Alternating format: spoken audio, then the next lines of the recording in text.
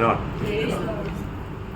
इतना सुंदर गीत है, दूल्हा स्वर्ग से आ रहा है। ये बात सुनने के टाइम पर हमारा दिल कितना तड़पता है कि नहीं। एक सच्चा उदार पाया व्यक्ति का जीवन में इससे बड़ा आनंद कुछ भी नहीं है ना। हमारा प्रिय हमें लेने के लिए आ रहा है ना। हमारा बहुत समय से हमारा आशा है, हमारा प्रभु यीशु मसीह में आशा हमारा जीवन की बातों के लिए क्या, दुनिया की बातों के लिए नहीं है ना। बहुत लोगों के लिए ऐसा है, बहुत मसीह लोगों के लिए यीशु मसीह पर विश्वास करने का उनका मकसद दुनिया की आशीष है ना। प्रभु का वचन में आपको सबको याद है, 1 कुरिन्थी 15 अध्याय का 19 वचन में लिखा है, यदि हम केवल इसी जीवन में मसीह में आशा रखते हैं तो हम सब मनुष्य से अधिक अभागे हैं। देखा माना कितना सुंदर बात है। अगर अभी हमको ये दुनिया का बातों में ही सिर्फ हम मसीह में आशा रखा है तो बाकी सारे मनुष्य से अभागी है ना। प्रभु यीशु मसीह में विश्वास करने का अर्थ पुनरुत्थान का जीवन के लिए, आनंद काल का जीवन के लिए, ये नहीं ये दुनिया में क्षणभंगुर जीवन का खुशियों को मनाने के लिए। ऐसा है तो भैया हम लोग एक विश्वासी कहना तक धोखा है ना। बहुत बड़ी बात है, प्रभु ने जगत से इतना बड़ा प्रेम किया है ना। मैं आपको बताना चाहता हूँ, ये जगत का कौन सा अच्छा खूबी देख करके प्रभु ने ऐसे प्रेम किया है ना। नाश होने वाला दुनिया, नाश होने वाले इस जगत को प्रभु ने कैसे प्रेम किया, अपना एकलौता पुत्र दे करके। आप देखो प्रियो, प्रभु का प्रेम का महत्व यहाँ पर है ना। नाश होने वाला दुनिया, नाश होने दो करके नहीं सोचा, उसको बचाने के लिए, दुनिया को बचाने का अर्थ दुनिया में रहने वाला हमें बचाने के लिए, आगामी पीढ़ी को बचाने के लिए। देखिए उसने अपना एकलौता पुत्र दिया। देखो किसको इसके लाभ है, विश्वास करने वालों को। आज भी बहुत लोग प्रभु की उपस्थिति में आता है, प्रभु का वचन सुनता है, पर तो विश्वास नहीं करता। प्रियो विश्वास करने वालों को अनंत जीवन उसी समय में। आप देखिए हमको कुछ करना पड़ता नहीं, अनंत जीवन मुफ्त में जो भी विश्वास करता है तुरंत है ना। बहुत बड़ी बात है, मैं प्रभु को बहुत धन्यवाद देता हूँ। वास्तव में यीशु मसीह एक बार मानव यहूदियों को कहते हुए बोला, यूहन्ना 10 अध्याय का 10 वचन में, चोर किसी अच्छा काम के लिए नहीं आता। चोर किस लिए आता, चोरी करने, घात करने, नष्ट करने के लिए आता, लेकिन मैं इसलिए आया। देखा चोर किस लिए आया और मैं किस लिए आया, देखा कितना अंतर है। चोर किसी घर में आता है तो आपका वो पुराना फटा हुआ बोरी लेने के लिए आता है क्या? वो आपने सामान लाया फट गया था, मैं वो बोरी ले जाता हूँ, कोई बोरी लेने के लिए, फटा हुआ पुराना वस्त्र लेने के लिए नहीं, कीमती वस्तु के लिए आता है। प्रियो हमें एक बात को जानना, प्रभु का वचन कहता है कि चोर किसी अच्छा माला काम के लिए नहीं आता, वो जीवन में आता है, वो मीठाई बात बोल करके आपको धोखा देगा, आपको फंसाएगा, आपको आपका आत्मीय जीवन को तोड़ देगा है ना। हाँ फिर कैसे भी उसकी आलोचना लोग नहीं समझता। कौन है ये चोर है, शैतान करके नहीं लिखा, कौन है चोर है ना। मतलब प्रभु यहूदियों को समझा रहा था वो चोर कौन है, मतलब उसका 8 वचन पढ़ा, जितने मुझसे पहले आए। हाँ देखा, जितने मुझसे पहले आए हाँ देखा वो सब चोर और डाकू है। मतलब प्रभु यीशु मसीह से जो पहले आया हुआ जो भविष्यवक्ता लोग है, जो प्रभु की ओर से भेजा नहीं गया, झूठा भविष्यवक्ता लोग। क्योंकि ये यहूदियों के संबंध में अपना वातावरण समझना, मतलब किसको उपदेश दे रहा है, तो यहूदियों के बीच में बहुत से झूठा नबिया उड़ा, उन लोगों के बारे में प्रभु कहता है वे लोग सब कौन था, चोर था। यीशु मसीह पहाड़ी उपदेश में भी बोला था ना, मतलब मत्ती 7 अध्याय का 15 वचन में है ना, मत्ती 7 अध्याय का 15। हाँ झूठे भविष्यवक्ताओं से सावधान रहो, झूठे भविष्यवक्ता से सावधान रहो, जो भेड़ों के भेष में तुम्हारे पास आते हैं परंतु अंतर में वे फाड़ने वाले भेड़िए हैं। हाँ प्रियो उसका लक्ष्य क्या है, कैसे भी आपका आत्मीय जीवन को टुकराना, आपको आत्मीय जीवन में गिरावट लाना, अब एक सच्चा आत्मिक जन बन करके जीवन नहीं बिताना। मैं एक बात आपको बताना चाहता हूँ, प्रभु में आने के बाद हमारा हर एक हरकत में हमें सावधान रहना है ना, क्योंकि प्रभु आपके साथ है, प्रभु आपके साथ है। बहुत बार हम लोग कई बात बहुत सीक्रेट लेवल में कर लेता है, उनको लगता है कोई नहीं सुनता, ऐसे ही क्या?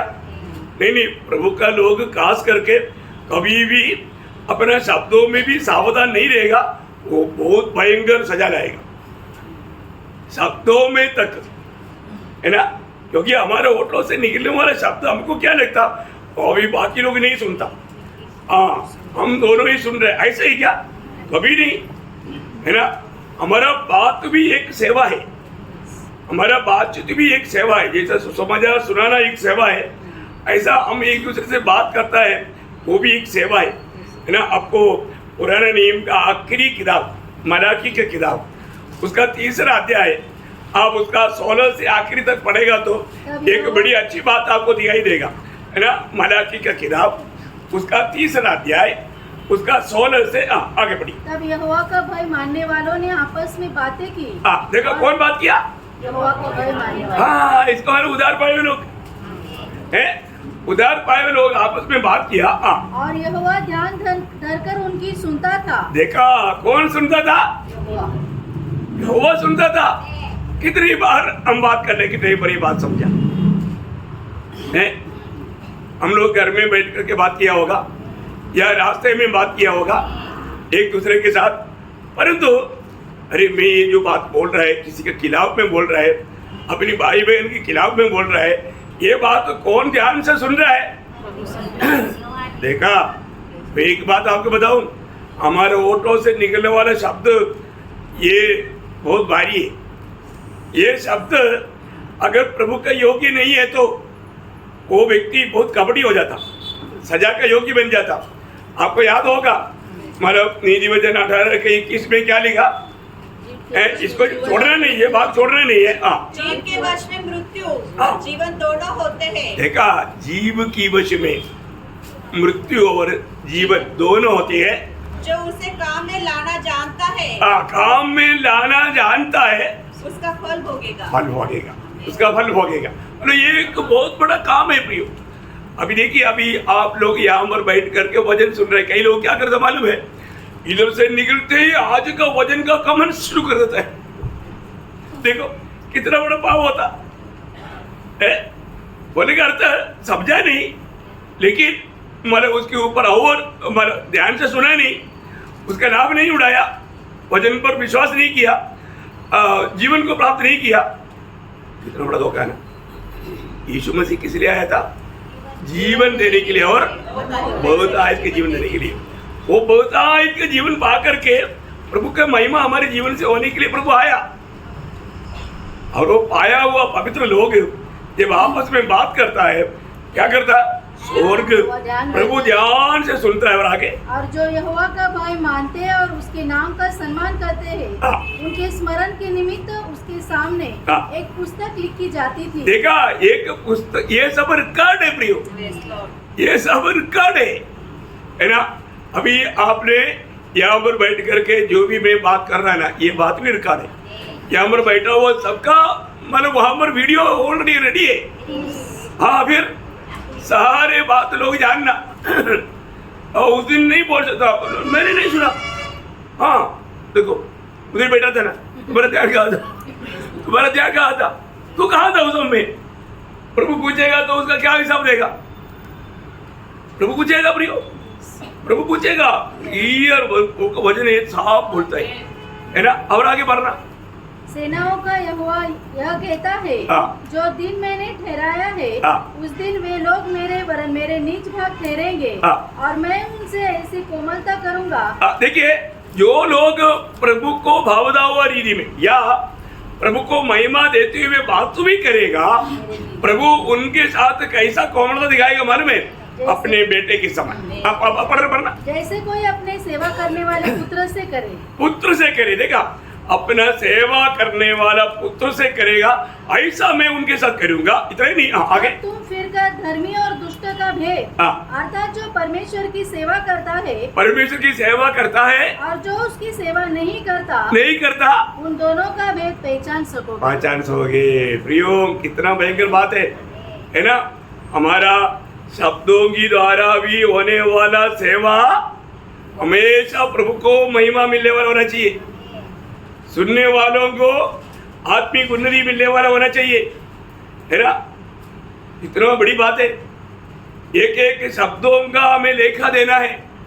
प्रभु ने, यीशु मसीह ने खुद बोला ना, मत्ती 12:36 वचन में, और मैं तुमसे कहता हूँ कि जो जो निकम्मी बातें मनुष्य कहेंगे, न्याय के दिन वे हर एक उस बात का लेखा देंगे। देखा, हर एक उन बातों का लेखा देगा वो।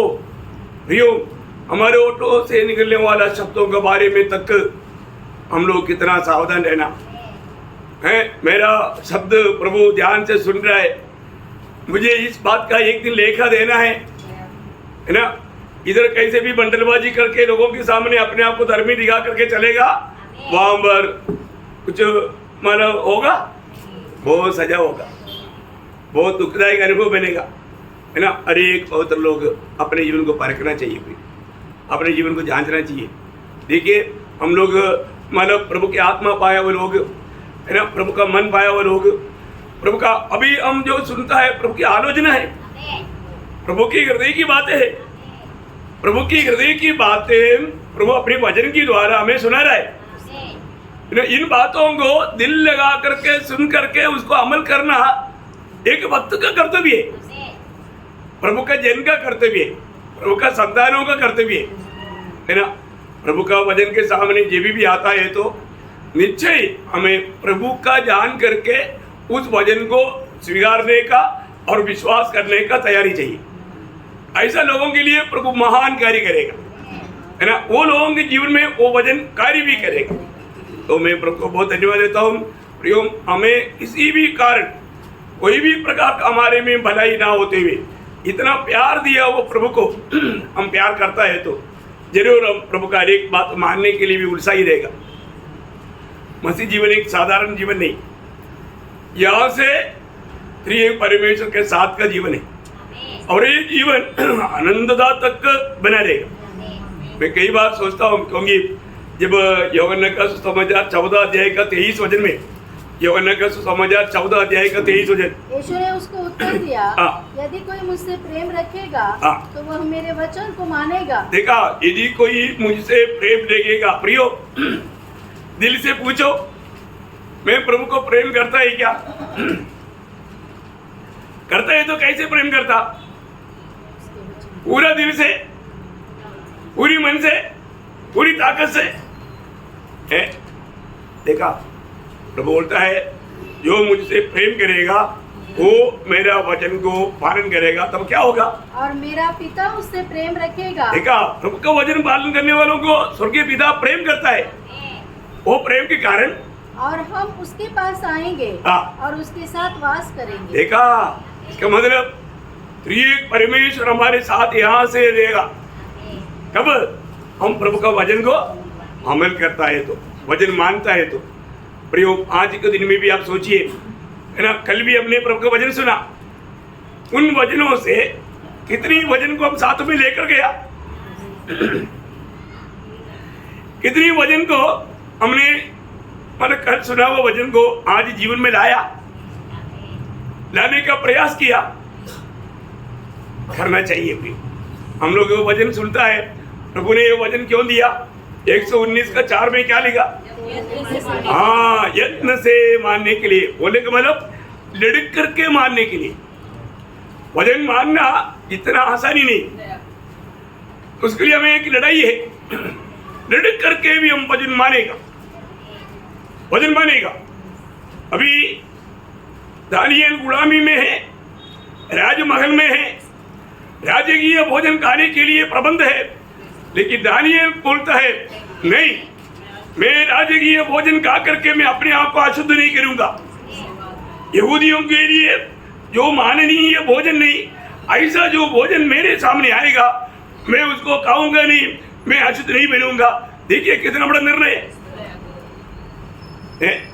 महल में है, घर से दूर है, कोई बंधु लोग पड़ोस में नहीं, कोई भी देखने वाला नहीं, चलो चलने दो। अभी ये मौका बोल करके धोखा नहीं खाया।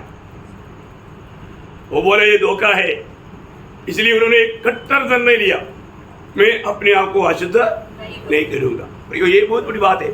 प्रभु के साथ का संगति चाहने वाले व्यक्ति पढ़ा लिखा नहीं तो भी चलेगा, इंग्लिश नहीं मालूम, ग्रीक नहीं मालूम, हिब्रू नहीं मालूम, चलेगा, नो प्रॉब्लम। प्रभु की संगति चाहने वाला एक बात में सावधान लेना, पाप नहीं करना। हाँ, आपका हिब्रू ग्रीक सब बाजू पे समझ में आया? प्रभु कभी नहीं बोलेगा तुमको हिब्रू नहीं आता मैं तेरे से संगति नहीं करूंगा, ऐसे बोलेगा नहीं। अरे तू पाप करेगा तो प्रभु संगति नहीं करेगा। संगति टूट गया, संगति खत्म। इसलिए हमें रोज प्रभु के संगति में रहना है तो हमको एक पवित्र जीवन बिताना। प्रभु ने पवित्र के लिए हमको बुलाया है ना, जितने भी लोग बुलाया गया है वो पवित्र लोग हैं ना, हम ही पवित्र लोग हैं। फिर पाप का अवस्था कहां से आया? नैसी की मंडली के मैं हमेशा बोलता हूं, आप लोगों ने सुना ना, तो फिर अपने जीवन ऐसे नहीं है तो, जीवन मनमानी में है तो वो एक लेवल हो जाता, सच में वो संबंध वहां पर नहीं आता। तो प्रभु को धन्यवाद देता हूं। तो आज भी हमारे जीवन में एक सच्चा भक्ति का जीवन का अर्थ क्या है? भक्ति का भेद बहुत गहरा है ना। भक्ति जब पहला तिमोथी 3 अध्याय का 16 वचन है, हमें इसमें संदेह नहीं कि भक्ति का भेद गंभीर है। भक्ति का भेद गंभीर है, अर्थात वह जो शरीर में प्रकट हुआ, आत्मा में धर्मी ठहरा, स्वर्गदूतों को दिखाई दिया, अन्य जातियों में उसका प्रचार हुआ, जगत में उस पर विश्वास किया गया और महिमा में ऊपर उठाया गया। इसका मतलब ये टोटल शब्द का कंक्लूजन में क्या बोल सकता हूँ? भक्ति का भेद, भक्ति का भेद बोलेगा तो यीशु मसीह के जीवन। अभी यीशु मसीह के जीवन हमारे संबंध में बोलेगा तो हमारे जीवन में मसीह के जीवन को जीना। कितने लोगों को समझा? एक सच्चा भक्त बनकर जीने का अर्थ क्या है कि हमारे जीवन के द्वारा प्रभु को प्रकट करके जीना। किसको प्रकट करना? प्रभु यीशु मसीह को प्रकट करके जीना प्रियो, है ना। तो हर एक बातों में हमारे जीवन में हमें एक लक्ष्य होना चाहिए कि मैं नहीं, मसीह मुझ में जी रहा है, ये लोगों को मालूम पड़े। ऐसा कभी सोचा? दिल में सोचा? हाँ, नहीं सोचा तो आज से सोचना। तो एक सच्चा भक्त है तो, क्योंकि अभी आपको मालूम है पहला यूहन्ना 4 अध्याय का 17 वचन का आखिरी में लिखा है, पढ़ना पहला यूहन्ना 4 अध्याय उसका 17 वचन की आखिरी बात, क्योंकि जैसा वह है वैसे ही संसार में हम भी है। देखा, वही जैसे वह है वैसा ही, क्या तुलना है प्रियो, वैसा ही हम भी संसार में। इसका मतलब वैसा ही जीवन बिताने के लिए प्रभु ने प्रभु के लोगों को दुनिया में रखा है। मसीह जीवन बिल्कुल मसीह को जीने वाले जीवन है प्रियो। ये बहुत गंभीर बात है। अगर हम आत्मीय जीवन में एक टोटल का जीवन बिता करके संगति में आया गया, क्या सिखाया कुछ मालूम नहीं, क्या आया क्या सुना कुछ भी मालूम नहीं, क्या फायदा? हाजिरी लेकर करके सिर्फ एक झूठा दिखावा का जीवन बिता करके धोखा खाया, इससे बढ़कर कुछ नहीं। प्रियो, हमें मसीह के रूप में लाने के लिए यीशु मसीह ने क्या किया कभी भूलना नहीं। हमें मसीह को जीने के लिए यीशु मसीह ने क्या किया ये याद रखना प्रियो। उधर पाए हुए एक व्यक्ति को ये स्मरण रखना जरूरी बात है ना। हम लोग कई बार प्रभु ने मेरे लिए क्या किया वो भूल जाता है। मैं इतना कठोर पापी, इतना निष्ठुर व्यक्ति, मुझको प्रभु धर्मी बनाने के लिए मेरा प्रभु मेरे लिए क्या हुआ वो पाप डरा ना। 2 कोरिन्थी 5 अध्याय उसका 21 वचन, 2 कोरिन्थी 5 अध्याय के 21। जो पाप से अज्ञात था उसी को उसने हमारे लिए पाप ठहराया। देखा प्रियो, जो पाप के लिए अज्ञात था उसको हमारे लिए पाव ठहराया। क्यों पाव ठहराया? कि हम उसमें होकर परमेश्वर की धार्मिकता बन किसमें जाएं। होकर? यीशु मसीह में होकर। प्रियो, जो भी व्यक्ति मसीह में विश्वास किया है वो व्यक्ति स्वर्गीय पिता के सामने भी धर्मी है। कोई ढूंढेगा तो भी एक पाप नहीं मिलेगा। धर्मी का अर्थ क्या है? उसने कभी पाप किया नहीं और उसमें पाप है ही नहीं। वाह वाह! कौन बनाया? पिता परमेश्वर ने मसीह में विश्वास करने वाला भयंकर पापी को ऐसा अवस्था बनाया। ये बोलता है जिसको सच में उद्धार मिला। ये कोई छोटी हल्की बात है ही नहीं प्रियो। ये बात को समझो। प्रभु ने मेरे लिए प्रभु यीशु मसीह को क्या बनाया? आप देखिए, सारी जगत की पाप पुत्र पर ला दिया गया। पुत्र ने चिल्लाया, क्यों? पाप जहां पर है परमेश्वर का रहम नहीं। पाप जहां पर है वहां पर प्रभु का न्याय है। पिता परमेश्वर ने पुत्र पर न्याय किया। सारे मानव जाति का न्याय का हाथ पुत्र के ऊपर आया। तब हम लोग पढ़ता है मत्ती 27 अध्याय का 46 वचन में जो हम पढ़ता है। इसके प्रहर के निकट यीशु ने बड़े शब्द से पुकार कर कहा। वो बड़े शब्द से क्यों? अभी आपको मालूम है इस समय में क्या हुआ प्रियो? परमेश्वर ने हमें पाप से बचाने के लिए, धर्मी बनाने के लिए जो प्रयास किया, हमारा पाप पुत्र के ऊपर लाया तो क्या हो गया? पुत्र के ऊपर उसकी न्याय का सजा आया, उसका दंड का सजा आया, नरक का सजा आया। मैं एक बात आपको बताना चाहता हूँ, वही समय था यीशु मसीह का ये 33.5 साल का जीवन का सबसे भयानक समय। वही समय सबसे भयानक समय।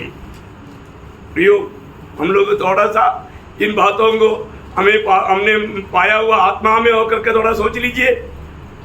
वहां पर हमारे स्थान में होकर के वो कितना जोर जोर से चिल्ला कर गाता है, हे परमेश्वर तूने मुझे क्यों छोड़ दिया? प्रियो, क्योंकि पुत्र के ऊपर न्याय है। परमेश्वर ने देखा महापापी सारे आदम पीढ़ी का आखिरी तक जन्म होने वाला सारे मनुष्य के सारे पापों को अपने ऊपर लिया हुआ एक महापापी पिता ने हाथ छोड़ दिया। कभी भी मैं सोचता हूं है ना, कभी भी एक क्षण पिता पुत्र से अलग नहीं रहा। पिता हुआ आनंद काल में हमेशा पिता साथ रहा। परंतु प्रियो, हमारे लिए हमें अनंत जीवन देने के लिए, बहुतायत का जीवन देने के लिए, हमें भी स्वर्ग का वारिस बनाने के लिए हमारे यीशु मसीह ने सगा हुआ वेदना और यातना और कष्ट, ये सब हमें थोड़ा याद करना चाहिए। उधार पाए हुए लोग सब भूल करके अपना मनमानी में नहीं जीना चाहिए, याद करना चाहिए। रोज सूली को याद करना चाहिए, जहां पर यीशु मसीह मेरे लिए मेरे स्थान में होकर के चिल्लो करके ऐसा कहा। ओ, वास्तव में बहुत बड़ी बात है प्रियो, है मतलब अगर एक वक्त ये बात को सही प्रकाश नहीं पाएगा, आपको मालूम है उसको मिला हुआ छुटकारा का अर्थ तो नहीं जानेगा, उसको मिला हुआ छुटकारे का गौरव वो व्यक्ति नहीं जान सकता। कितने लोगों ने वो जाना मुझे मालूम नहीं। मैं कभी भी सूली को याद करता है तो मेरा दिल टूट जाता। क्या है प्रिय, आप थोड़ा वो रियली वहां पर क्या क्या हुआ, एक एक कील ठोकने का वो बात थोड़ा सोचो आप। वो जो पिक्चर में दिखा था वो ऐसे नहीं, रियली थोड़ा सा एक आपको थोड़ा अनुभव करना है तो आप एक मतलब सुई लेकर के अपने आप को थोड़ा मार कर देते। सुई नहीं है उधर तो बहुत भयंकर कील ठोका है, थोड़ा अपने आप को भी थोड़ा करके देखो ना, वेदना कुछ है क्या है प्रियो। वास्तव में हमारे प्रभु ने हमारे लिए क्या नहीं सका, हमें धर्मी बनाने के लिए हमें प्रेम किया, हमें प्रेम किया। इतना प्रेम करने वाले प्रभु को हमसे एक ही बात कहना है, आगे पाप नहीं करना, आगे को पाप नहीं करना। कितना बड़ी बात है प्रियो। हम लोग इस बात को ध्यान करना है, समझना है यहाँ पर प्रभु ने हमारे लिए क्या बना प्रियो है। एक बात मैं आपको बताना चाहता हूँ, आज इस भेद को बहुत लोगों को इसका प्रकाश ना मिलने के कारण आज वो कैसे जीना चाहिए वो बात को मालूम नहीं। बहुत मसीह लोगों ने जो बात जानना चाहिए, अभी यहाँ पर नहीं जानेगा तो एक अर्थपूर्ण मसीह जीवन कैसे बिताएगा प्रियो। एक सच्चा आभार व्यक्ति जो प्रभु यीशु मसीह ने मेरे लिए इतना सब कुछ कष्ट सका, इतना वेदना सका, इतना बड़ा ताड़ना उड़ाया मेरे लिए, तो उनके अंदर भी एक आभारी दिल होता है ना, आभारी दिल होता है। जैसे अभी हम पढ़ रहा था ना, दूसरा कोरिन्थी 5:21 वचन में, पूरा नहीं पढ़ा, थोड़ा एक बार पढ़ लीजिए। जो पाप से आज्ञा था उसी को हमारे लिए पाप ठहराया कि हम उसमें होकर परमेश्वर की धार्मिकता बन जाए। हम जो परमेश्वर के सहकर्मी, मतलब हम परमेश्वर की धार्मिकता बन जाए, उसके लिए प्रभु ने ये सब कुछ किया। अभी हमें धर्मी बनाया, मुझे पावनिक व्यक्ति बनाया। अभी आगे मेरा कर्तव्य क्या है मालूम है? मैं एक बात आपको बताऊं, प्रभु यीशु मसीह की इन कष्टों का, वेदनाओं का थोड़ा अनुभव हमें लेना चाहिए, लेने की इच्छा होना चाहिए, है ना। जब छुटकारा मिला हुआ, प्रेरित पौलुस का एक शब्द है ना, फिलिपियों का पत्री उसका 3रा अध्याय, उसका 9 से 10 से 11 बजे पढ़ना, ताकि मैं उसको और उसकी मृत्युंजय की सामर्थ को देखा, उसकी मृत्युंजय की सामर्थ को और उसके साथ दुखों में सहभागी होने के उसके साथ दुखों में सहभागी होने का मरम को जानो। ऐसा कोई इच्छा कभी जीवन में हुआ क्या? देखिए, हमारे छुटकारा के लिए हम लोग कुछ भी नहीं कर सकते। हमारे छुटकारे के लिए, हमारे उद्धार के लिए, हमारे धार्मिकता के लिए जो भी काम करना था वो सिर्फ प्रभु यीशु मसीह ही किया, उसमें हम लोग भाग नहीं ले सकता। लेकिन एक बात ध्यान से सुनना, प्रभु यीशु मसीह की मृत्यु सिर्फ हमारा उद्धार करना, हमें धर्मी बनाना इतना ही नहीं था। प्रभु का मृत्यु मंडली के लिए भी था। किसके लिए था? मंडली के लिए। तो ऐसा है तो मंडली को तैयार करने में यीशु मसीह के साथ कष्टों में भाग लेने के लिए हमको मौका है। समझ में आया? ध्यान से सुनना। हमारे छुटकारे के लिए हम कुछ नहीं कर सकता, वो सिर्फ यीशु मसीह ही कर सकता, और यीशु मसीह ने किया, और वो विश्वास करके हम धर्मी ठहरा।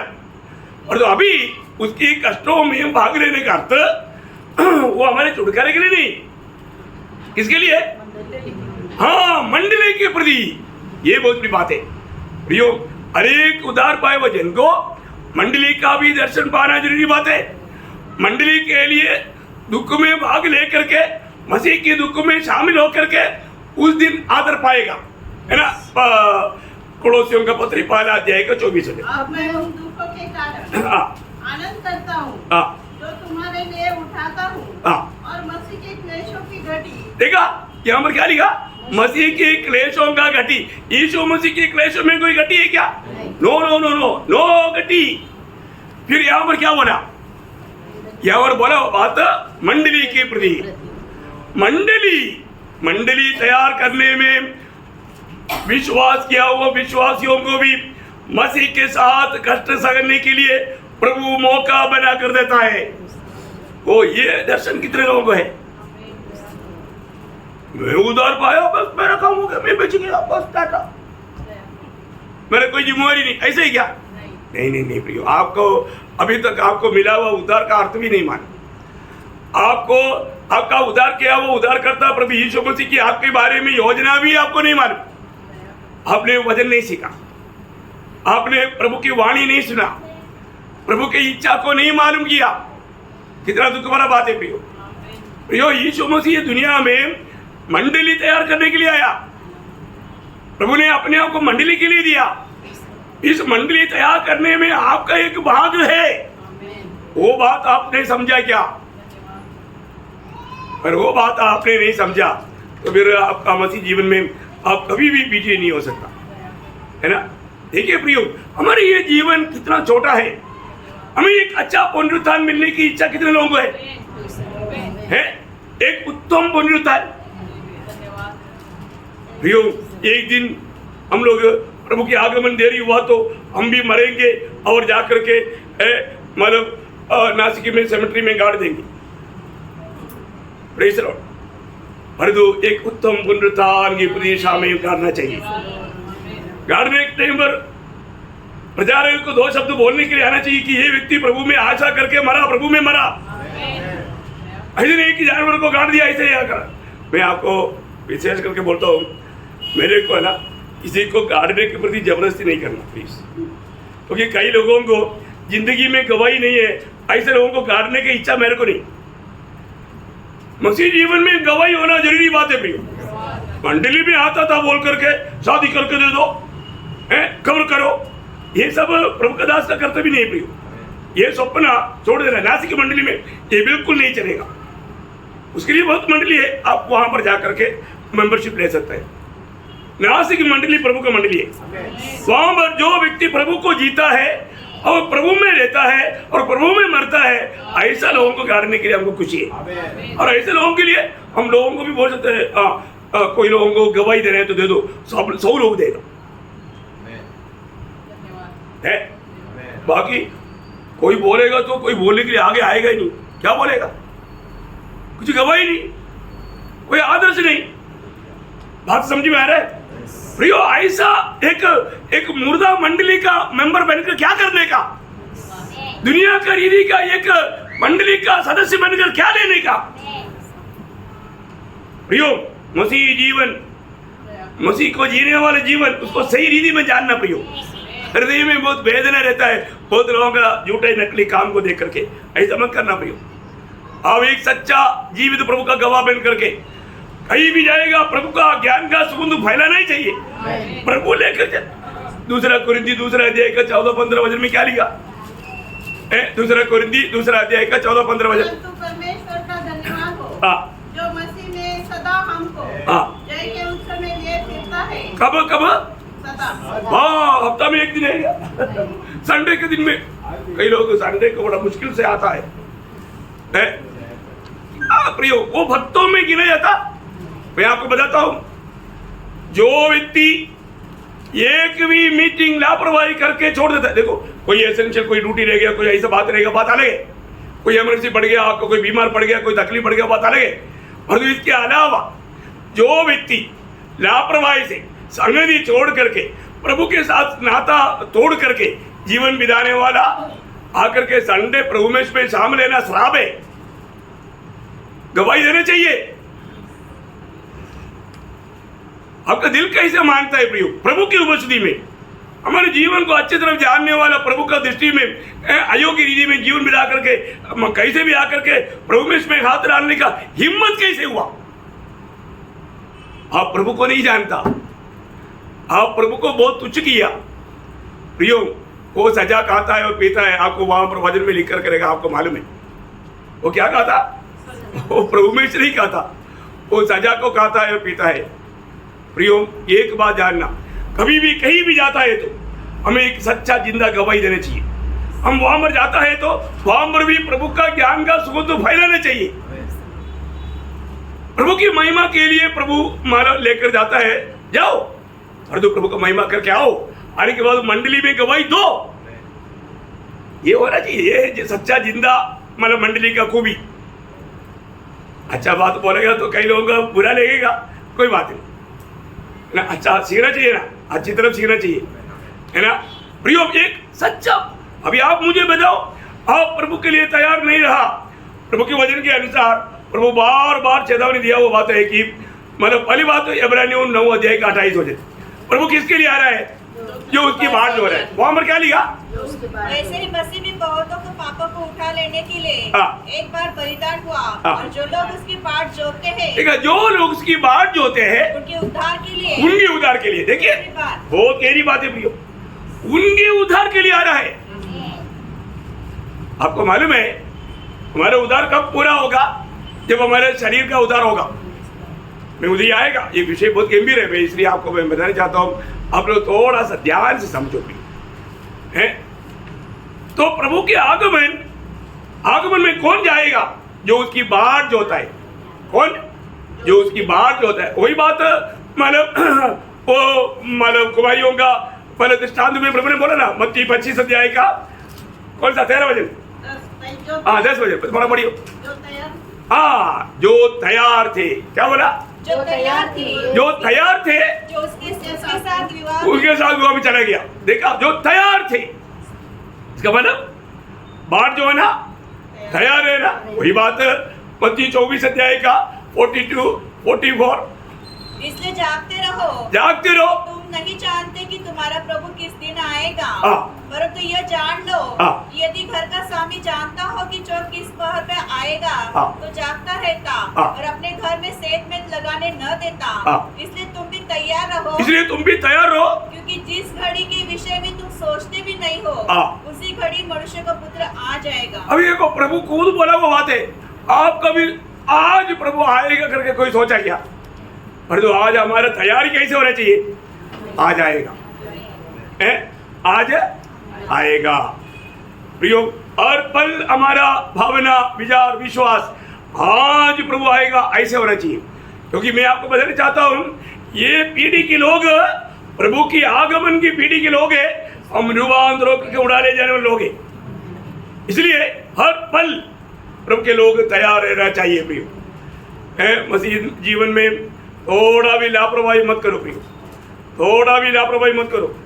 ऐसा कोई बात आएगा, उसको बहुत बड़ा दाम चुकाना पड़ेगा, बहुत बड़ा दाम चुकाना पड़ेगा। ठीक है, हमारे लक्ष्य क्या है? एक अच्छा पुनरुत्थान है ना। पर प्रेषित पौलुस वहां पर जो भी हमने पढ़ा था फिलिपियों, उसका 3 अध्याय का 11 वचन, कि मैं किसी भी रीति से मरे हुओं में से जी उठने के पल तक, देखा, मरे हुए में से जी उठने का पल तक पहुंचूं और मैं भी उस पुनरुत्थान में भाग लूं, मैं भी उस पुनरुत्थान में भाग लूं। प्रियो, कितनी बड़ी बात है,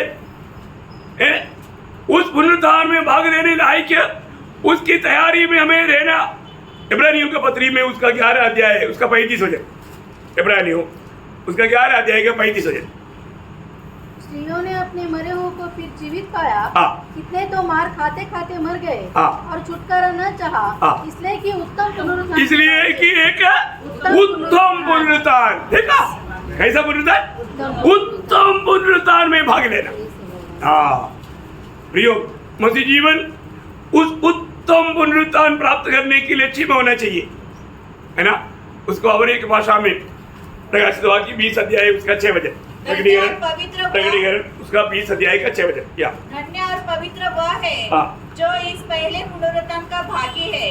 ऐसे पर दूसरी मृत्यु की कुछ भी अधिकार नहीं, पर वे परमेश्वर और मसीह के याजक होंगे और उसके साथ 1000 वर्ष तक राज्य करेंगे। कितने अनमोल बात है प्रियो, है मतलब धन्य वे लोग ये जो पहला पुनरुत्थान में भागी होगा। प्रियो, अगर वो पुनरुत्थान में नहीं गया तो क्या होगा? फिर होगा क्या? नहीं, फिर दुष्टों का पुनरुत्थान में भाग मिलेगा। आप देखो, है ना, कितने लोग जो सच्चा उद्धार नहीं पाया, प्रभु की आत्मा नहीं पाया, वे लोग झूठा नाटक करके, अभिनय करके, वचन सुनने के समय में भी उनका दिमाग इधर उधर घूमते रहेगा दुनिया में, नहीं तो सोते रहेगा। प्रभु के भय नहीं, प्रभु की उपस्थिति में बैठने के टाइम पर भी प्रभु का भय नहीं।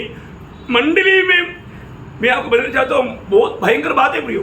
ये सब शैतान लोगों को अंधा करने वाली बात है ना। प्रभु की उपस्थिति में आने के बाद में कितना जागरूक होना चाहिए, कितना गौर देख करके वचन सुनना चाहिए।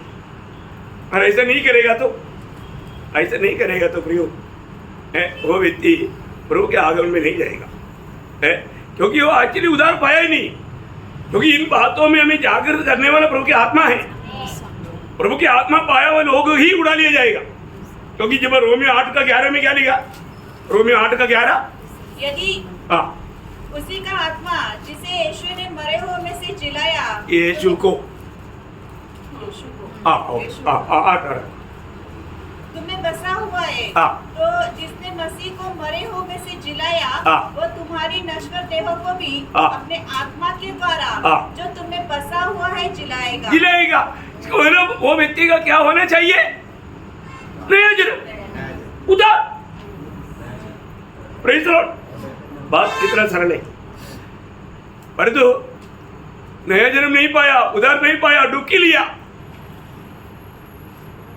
कहीं इधर गया उधर भी डुबकी लिया, इधर गया उधर भी डुबकी लिया, 1000 डुबकी लेगा तो भी स्वर्ग नहीं जाएगा, प्रभु के आगमन में नहीं जाएगा। एक बात मैं सबूत रूप में आपको बताना चाहता हूं। आज ये वचन सुनने के बाद में जिसको जीवन बदलता नहीं, वो प्रभु के आगमन में भी बदलेगा नहीं। Praise Lord.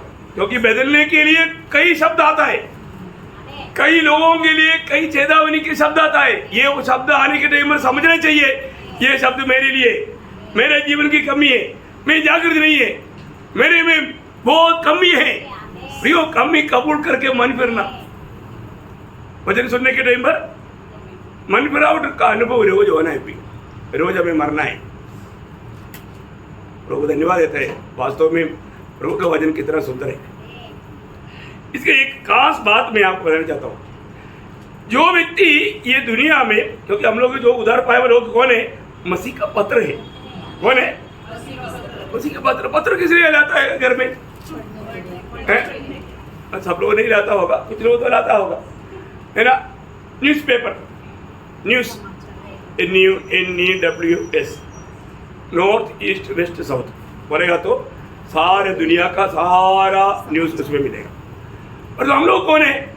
हम लोग भी न्यूज़ पेपर है, और तो दुनिया का नहीं, मसीह का, है ना? 2 कोरिन्थियों 3 अध्याय का 3 वचन में लिखा है, ये प्रकट है कि तुम मसीह की पत्री हो। देखा है क्या? कितने लोग ये बात को मानते हैं कि मैं मसीह का पत्र हूँ? है? हाँ प्रियो, हम मसीह का पत्र है।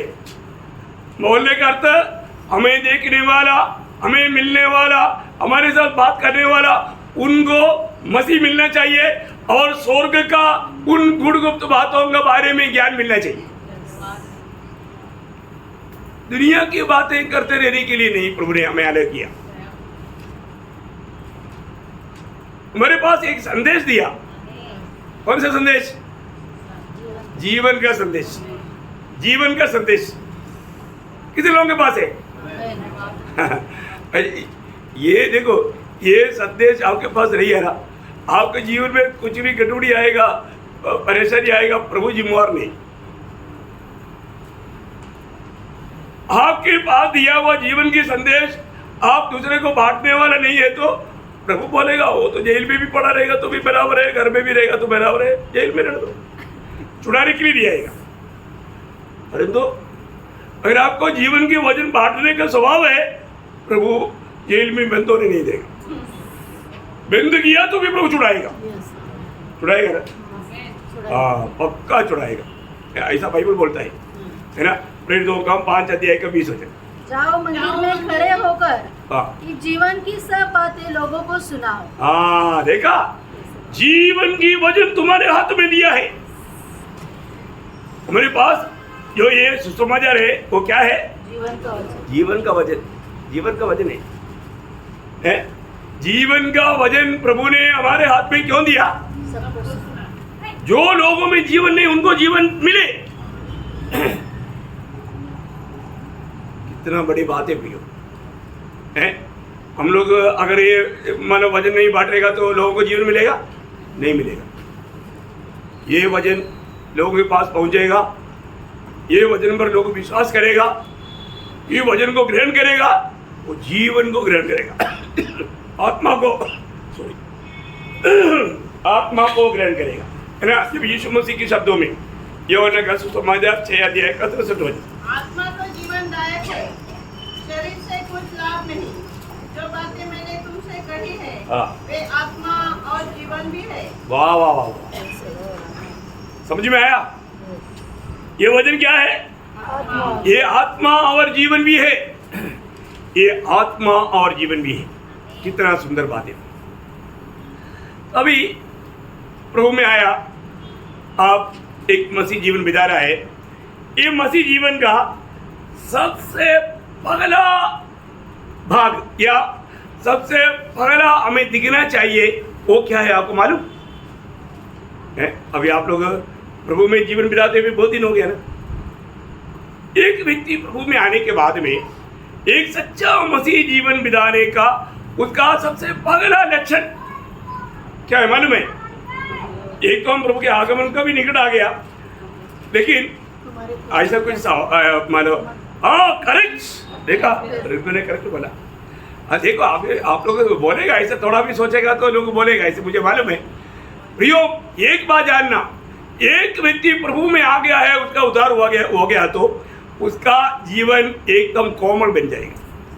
ये कोमल बेटा हो, कोमल की बात नहीं, ये स्वभाव के बारे में, कोमल का स्वभाव कोमल है वो बता रहे। लेकिन यहाँ पर जो कोमल स्वभाव क्या बनेगा? हाँ, कोमल स्वभाव है। हमारे जीवन का स्वभाव कोमल होना चाहिए। फिलिपियों का पत्र 4 अध्याय उसका 5 वचन, तुम्हारी कोमलता सब मनुष्य पर प्रकट हो, प्रभु निकट है। हाँ देखा, तुम्हारा कोमलता सब मनुष्यों में प्रकट हो, प्रभु निकट है। प्रियो, इसका मतलब क्या है कि मतलब सब लोग जानना चाहिए आपकी जीवन में यीशु मसीह आ गया। आपका कोमलता का अर्थ आपको मालूम है ना? वो कभी भी अपने लिए वो लड़ता नहीं, वो अपने लिए लड़ता नहीं। अगर बोला हुआ बातों में कम मिल गया तो भी उसके लिए वो निराश नहीं होता, है ना? कभी भी मतलब अपने को ऊंचा करने के लिए कभी भी वो कोशिश नहीं करेगा। जो भी नीचा करेगा उसके प्रति कमड़े नहीं करेगा। एक कोमल स्वभाव हरेक होना मसीह लोगों का सबसे बड़ा कर्तव्य है। आज कई जगह पर समस्या होने का कारण क्या है? अभी भी वो कोमल नहीं है। कोमल होना बोलेगा तो मैं एक बात आपको बताना चाहता हूँ, वो हर बात में तृप्त रहेगा, हर अवस्था में तृप्त रहेगा। मतलब दूसरा जो भी कुछ सताए तकलीफ दे तो भी उनको तुरंत क्षमा करेगा। हाँ प्रियो, एक सच्चा भक्त का दिल में वो कभी भी मतलब क्या बोलता है, उनको क्षमा ना देने वाला अवस्था या क्रोध बोल सकता है ना, कड़वाहट क्रोध, ऐसा कोई बात दिल में नहीं रहेगा तो वो व्यक्ति के लिए हानिकारक है, उनकी आत्मीय जीवन के लिए। आप किसके प्रति कड़वाहट रहेगा वो व्यक्ति को कुछ फर्क नहीं पड़ता, आपको फर्क है, आपके आत्मीय जीवन गिर जाएगा। ये बहुत बड़ी बात है। इसलिए हमारा प्रभु की ओर से हमें मिला हुआ एक अच्छा एक स्वभाव है, अच्छा एक गुण है कोमलता, है ना? ये इसके कोमलता बोलेगा तो उसमें नम्रता भी आता है, दीनता भी आता है, सब मिलकर के कोमलता है ना? ये जब दावीद एक शब्द दूसरा शामुएल उसका 22 अध्याय का 36 वचन की भी पाठ में, दूसरा शामुएल 22 अध्याय उसका 36 वचन का भी पाठ। तेरी नम्रता मुझे बढ़ाती है। हाँ देखा, तेरी नम्रता या तेरी कोमलता मुझको महान बनाता है, मुझको महान बनाता है। बड़ा मतलब महान बनाता, मुझको महान बनाता।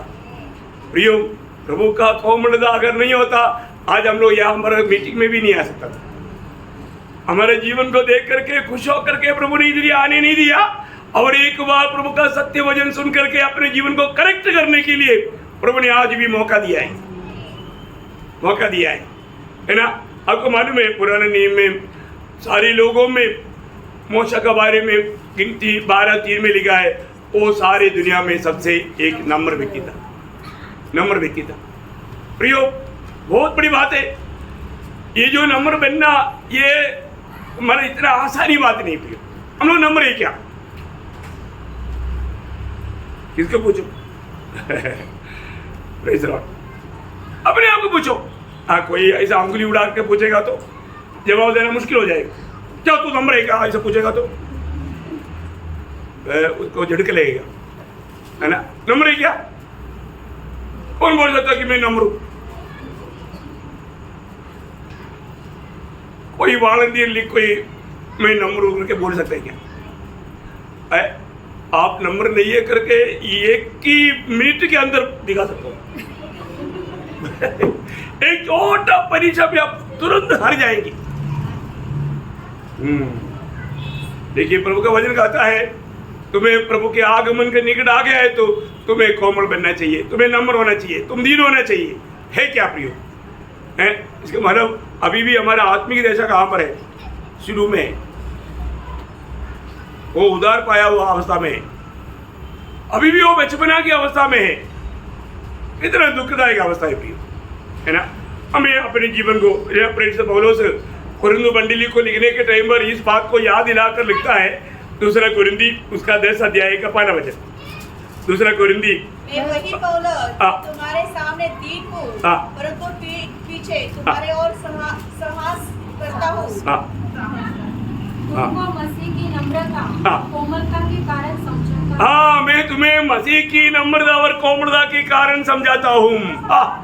देखा, मसीह की नम्रता और कोमलता के कारण मैं तुम्हें समझाता हूँ। मसीह की नम्रता और कोमलता, ये तो लेक्चर देने के लिए बहुत आसानी है।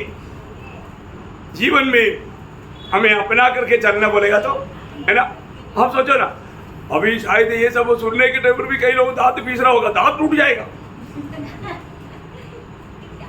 Praise the Lord. कई लोग गुस्सा करते करते एक भी दांत नहीं दुश्मन बोलता है एक बार टूट, बेचारा बहुत अच्छा है, वो कोई दांत पीस करके नहीं गया, वो तो ऐसे ही गया। कई लोग बोलते हैं ना, पति का हाथ में ताकत ज्यादा है, एक भी दांत नहीं, बेचारा और का गलती है क्या? नहीं। ऐसा कोई दोष लगाने वाली बात है ही नहीं।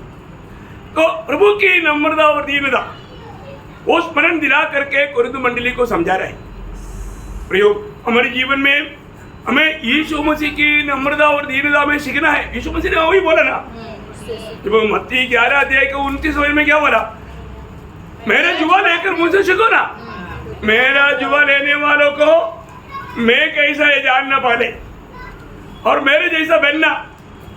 ये कोई मतलब मैं पर में घमंड में आकर के करने वाला बात है ही नहीं। ये बहुत दाम चुकाने वाली बात है। ये आसानी से चलने वाला मार्ग नहीं। मसीह जीवन को आज भी बहुत लोगों ने बहुत हल्का जाना है, ऐसा नहीं प्रियो।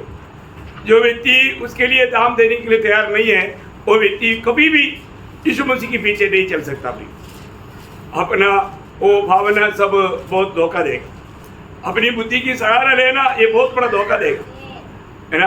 यीशु मसीह बोलता है मैं नम्र और दीन हूँ, इसलिए मेरा जीवा लेकर मुझसे सीखो, मुझसे सीखो, उससे बढ़कर के मुझको सीखो। एक्चुअली वो है प्रभु को सीखना है प्रियो। हमें रोज प्रभु को सीखना चाहिए, है ना। तो मतलब एक सच्चा मसीह जीवन बोलेगा तो इस प्रकार की नम्र और कोमलता में मसीह को जीने वाला जीवन है।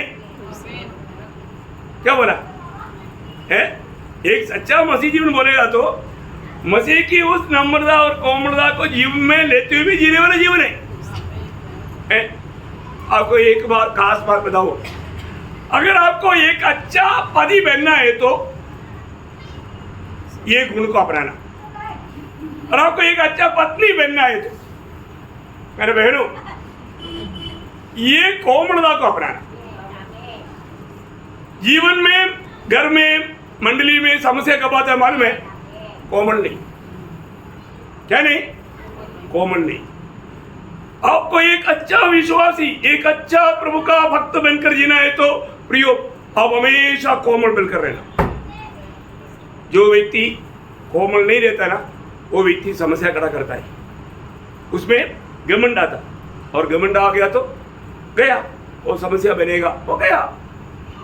प्रभु ऐसे लोगों को निकाल कर एकदम उड़ा कर फेंकेगा। सच्ची बात है। इसके मतलब मसीह जीवन की बढ़ोतरी का सबसे बड़ा चिन्ह कोमलता है, और आप उसकी ऊंचा लेवल में पहुंच गया, उसका भी चिन्ह कोमलता है। और कोमल बनो, कोमल बनो, कोमल बनो, या नम्र बनो, नम्र बनो, नम्र बनो। वही यीशु मसीह ने हमें दिखाया वो मार्ग है। यीशु मसीह नम्र बना, नम्र बना, नम्र बना। वही मार्ग में मसीह जीवन की यात्रा है। इसके लिए मैं आपको सबको ये बात चेतावनी देना चाहता हूँ, मतलब हमारा हर एक लोगों का हर का एक ही कारण है, वो कोमल बनने के लिए या नम्र बनने के लिए तैयार नहीं। मैपन में आ जाता है, घमंड में आ जाता है, तो वहां हमारी समस्या हो जाती है ना। कई घर में पति पत्नी के आपस में क्यों झगड़ा? घमंड है, मैं आ गया तो वहां पर फूट आएगा। सच्ची बात है कि नहीं? बाइबल जो कहता है सत्य कहता है। नम्र बनना है, नम्र बनते जाओ प्रियो। कितनों भी नम्र बने आए तो भी यीशु मसीह जो नम्र बना ऐसा नहीं बन सकता। हाँ बोलेगा मैं बहुत नम्र हो गया, लेकिन यीशु मसीह ऐसा नम्र बना बिल्कुल नहीं। अभी भी छोटी छोटी बातों में गुस्सा आता ना, प्रेज़ लॉर्ड, राग आता ना, है? हाँ, क्षमा नहीं देने वाला अनुभव होता ना, हठीला स्वभाव प्रियो, ये हमें हमारे जीवन को तोड़ देगा, हमें बहुत नुकसान पहुंचाएगा।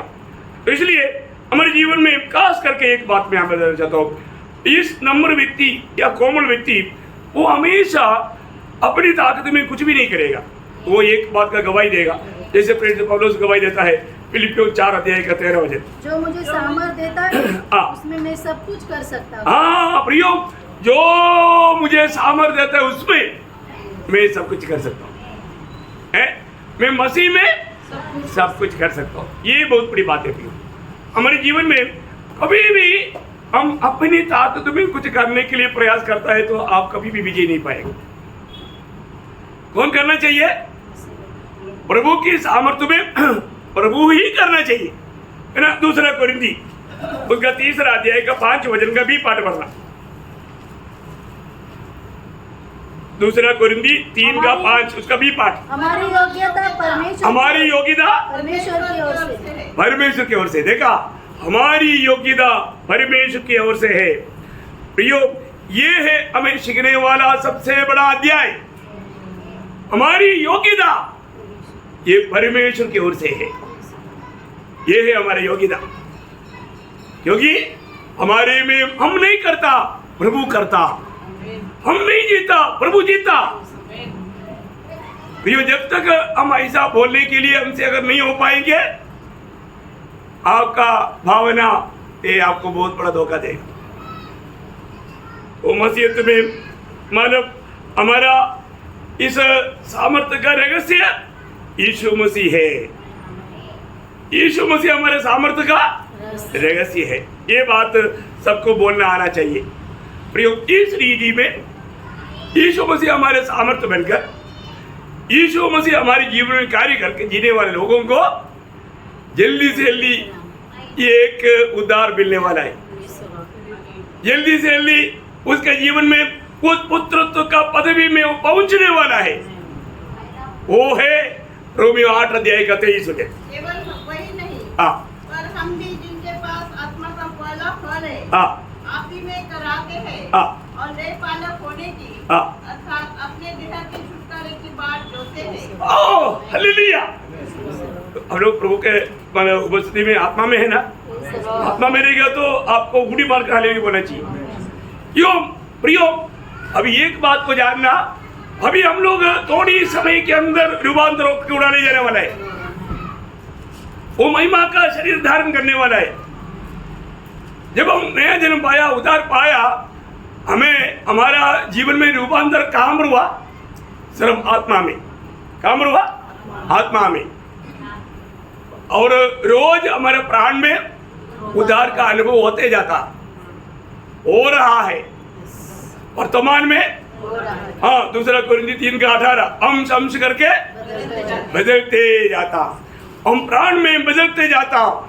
और जिस समय में प्रभु यीशु मसीह आएगा, उस समय में हमारा शरीर रूपांतर होकर के उस महिमा में प्रकट होगा। उस समय में प्रभु का हमारे में उद्धार का काम पूरा हो जाएगा। हम प्रभु का पुत्र करके प्रकट हो जाएगा। कितना बड़ी बात है। आज हम परमेश्वर का संतान लेकर के दुनिया को मालूम है क्या? दुनिया के मालूम होता तो वो लोग माला माला सब लेकर के ही आता। प्रभु का बेटा है भाई, परमेश्वर का संतान है, वो सब लेकर आता था ना। हाँ, उन लोगों को मालूम नहीं अभी, और उस दिन मालूम पड़ेगा। समय पार हो गया, अभी कोई माला लेकर आने की जरूरत है। हाँ, बहुत बड़ी बात है प्रियो। और आज जो माला ले रहा है वो नरक में जाने वाला है, क्योंकि उन्होंने प्रभु को महिमा नहीं दिया। बहुत खास बात है प्रियो, बहुत खास बात है।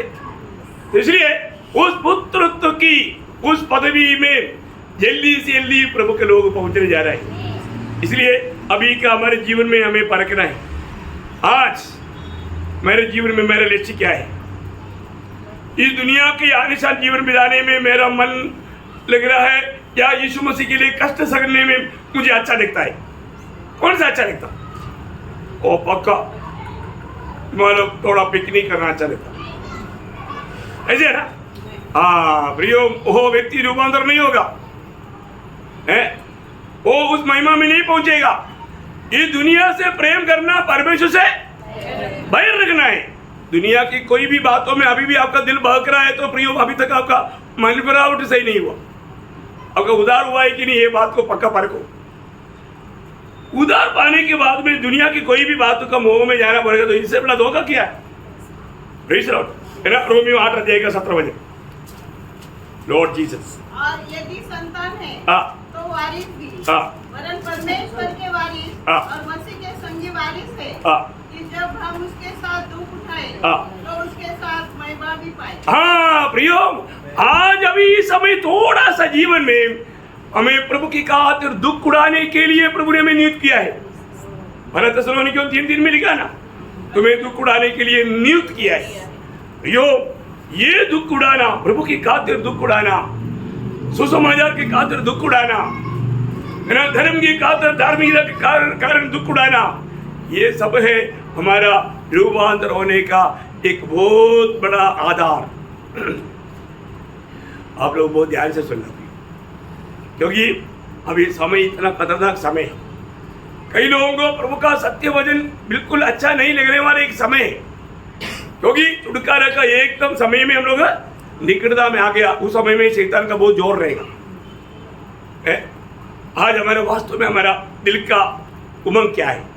मैंने शायद कल भी पढ़ा है, लगता है फिलिपियों 12 अध्याय का 23 वचन, फिलिपियों 12 अध्याय का 23 वचन। क्योंकि मैं दोनों के बीच में अधर में डरता हूँ, ये तो चाहता है कि कुछ करके मसीह के पास जा रहा हूँ, क्योंकि यह बहुत ही अच्छा है। देखा, ये बहुत ही अच्छा है, वो मेरे लिए अत्युत्तम है। सिर्फ उत्तम नहीं, अत्युत्तम, बहुत ही अच्छा। कितने लोगों को अच्छा लगता है आज मर गया तो भी बहुत अच्छी बात है, निराश होकर के बोलने वाले शब्द नहीं। कोई बहुत तकलीफ है, पेट बीमार है, बहुत सतावट है, इसलिए अभी मरना अच्छा है। खुशी से है क्या? नहीं, वो खुशी से नहीं, वो खुशी से नहीं, खुशी से, सच्चा आनंद से, है ना। पौलुस बोलता है मेरे लिए, है ना, ये शरीर छोड़ करके प्रभु के साथ रहना मेरे लिए अत्युत्तम है। कितना बड़ी बात है प्रियो, अत्युत्तम। प्रियो, आज इस जीवन में जो मसीह को जीता है वही व्यक्ति ऐसे कर सकता है। गलातियों 2:20 में क्या बोला? अब मैं नहीं, मसीह मुझ में जी रहा हूँ। यीशु मसीह हमारे में जीता है तो हमारे लिए ये शरीर छोड़ करके उधर जाकर के रहने में हमको अच्छा लगेगा, इच्छा भी लगेगा, है ना। यीशु मसीह दुनिया में कैसे जीवन बिताया? कल भी हमने बोला था, वही बात बोलकर खत्म किया था, आज भी वही बात बोलकर खत्म करेगा, है ना। माना यूहन्ना 6 अध्याय का 57 वचन, यूहन्ना 6 अध्याय का 57। जैसा जीवित पिता ने मुझे भेजा और मैं पिता के कारण जीवित हूँ, वैसा ही वह भी जो मुझे खाएगा मेरे कारण जीवित रहेगा। देखा प्रियो, ये बहुत बड़ी बात मैं इसलिए आपको बताना चाहता हूँ। प्रियो, यीशु मसीह में कितना जीवन था? जोर से बोलना। हाँ, ये कोई बिल्कुल करेक्ट बोल रहे हो। यीशु मसीह ने मनुष्य का जीवन को क्या किया? मनुष्य का जीवन को प्रभु ने सूली पर लटकाया, रोज सूली लेकर चलता था और परमेश्वर का जीवन से जिया, परमेश्वर का जीवन से जिया। आज हमारे में कितना जीवन है? 2। हमें क्या करना? हमारे जीवन को, हाँ, हमारे जीवन को आज हमारे लिए बोलेगा तो सूली पर भी नहीं, पिता में छुपा हुआ है। कोलोसियों 3 अध्याय का 3 वचन, कोलोसियों 3 का 3 वचन। क्योंकि तुम तो मर गए, तुम मर गया और तुम्हारा जीवन, तुम्हारे जीवन, देखा, जो हमारा जीवन जो है अभी काम रहे मसीह के साथ परमेश्वर में छिपा हुआ है। कितने लोग समझी क्या? ये है सच्चाई। फिर अभी हम कौन से जीवन से जीता? उसके 4 वचन, जब मसीह जो हमारा जीवन है, देखा अभी हमारे जीवन कौन सा? यीशु मसीह। यीशु मसीह हमारे जीवन, मसीह हमारे जीवन, वो जीवन को प्रकट करके जीने वाले जीवन, वो है सच्चा मसीह जीवन। प्रियो, आप पहले योहन्ना 5 अध्याय उसका 11-12 वचन 12 ना थोड़ा ध्यान करते रहना, क्या पढ़ता हो? और वह गवाही यह है कि परमेश्वर ने हमें अनंत जीवन दिया है, और यह जीवन उसके पुत्र में है। जिसके पास पुत्र है उसके पास जीवन है, और जिसके पास परमेश्वर का पुत्र नहीं उसके पास जीवन भी नहीं। बस इतना ही फर्क है। प्रभु यीशु मसीह मिल गया, उद्धार पाया हुआ एक सच्चा उद्धार पाया हुआ व्यक्ति, उसका जीवन कौन है? प्रभु यीशु मसीह है। कितना धन्यवाद है, कितना धन्यवाद है। मैं आपको बताना चाहता हूँ प्रियो, इसलिए आज हमें मसीह को जीना है। किसको जीना? यीशु मसीह किसको जिया? पिता को जिया। यीशु मसीह पिता को जिया, हमको मसीह को जीना। अर्थ समझ गया? मैं थोड़ा समय देख करके थोड़ा फास्ट किया, लेकिन मैं आशा करता हूँ आपको थोड़ा कुछ समझ में आया होगा। प्रियो, मसीह जीवन कितना धन्य जीवन है। हमें मिला हुआ ये मौका, और खो दिया तो दोबारा एक मौका नहीं पियो। पाप किया हुआ स्वर्गदूतों को दोबारा एक मौका नहीं मिला, और जो पापी मनुष्य को प्रभु ने दोबारा एक चांस दिया। ये चांस अगर आपने गवा दिया, बाद में एक मौका कभी नहीं मिलेगा। इसलिए जीते जीते अपने उद्धार का पक्का निर्णय पाकर यीशु मसीह को जीना प्रियो, स्वयं को नहीं जीना।